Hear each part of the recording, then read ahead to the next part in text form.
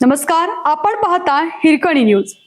Hirkani news प्रत्येक क्षण ताज्या घडामोडी आणि महत्त्वाच्या प्रत्येक बातमीसाठी नेहमी तत्पर.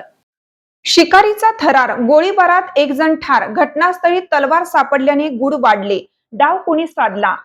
वैभववाडी तालुक्यातील आचिरणे घाणेगडवाडी येथील जंगलात शिकारीसाठी गेलेल्या 2 तरुणांवर अज्ञाताने गोळीबार केल्याची धक्कादायक घटना मंगळवार रात्री घडली.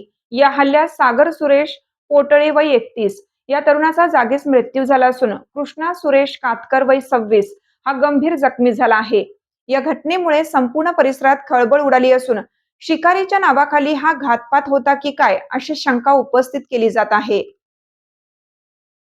मिळालेल्या माहितीनुसार मंगळवार रात्री 10च्या सुमारास सागर आणि कृष्णा कुर्ली कालव्यानजीक शिकारीसाठी दबा धरून बसले होते.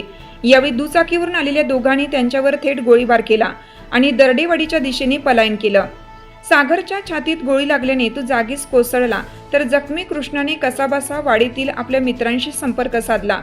घटनेची माहिती मिळताच ग्रामस्थांनी जंगलाच्या दिशेने धाव घेतली, तेव्हा सागर रक्ताच्या थारोळ्यात पडलेला दिसला.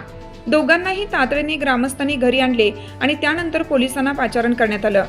घटनेचे गांभीर्य ओळखून जिल्हा पोलीस अधीक्षक मोहन दहीकर, अतिरिक्त पोलीस अधीक्षक नयोनी साटम आणि स्थानिक गुन्हे शाखेचे निरीक्षक प्रवीण कोल्हे यांनी रात्रीच आर्चीनेत तळ ठोकला.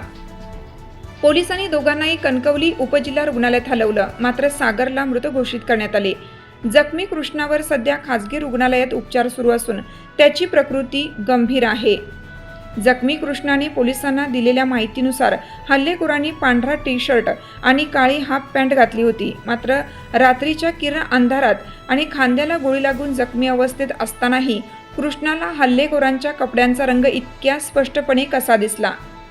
या विसंगत माहितीमुळे पोलीस आता सर्व बाजूनी या घटनेची पडताळणी करत आहेत. आर्चिनेच्या जंगलात नेमके काय घडले यासाठी पोलीस आता mobile CDR call details record तपासणार आहेत. घटनास्थळी उपस्थित असलेले लोक आणि त्यानंतरच्या 2 तासात झालेल्या संभाषणातून अनेक धागेदोरे हाती लागण्याची शक्यता आहे.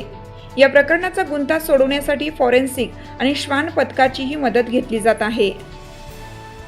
आपल्या हिरकणी न्यूज चॅनलला लाईक करा, शेअर करा आणि सबस्क्राईब करायला विसरू नका आणि रहा अपडेट.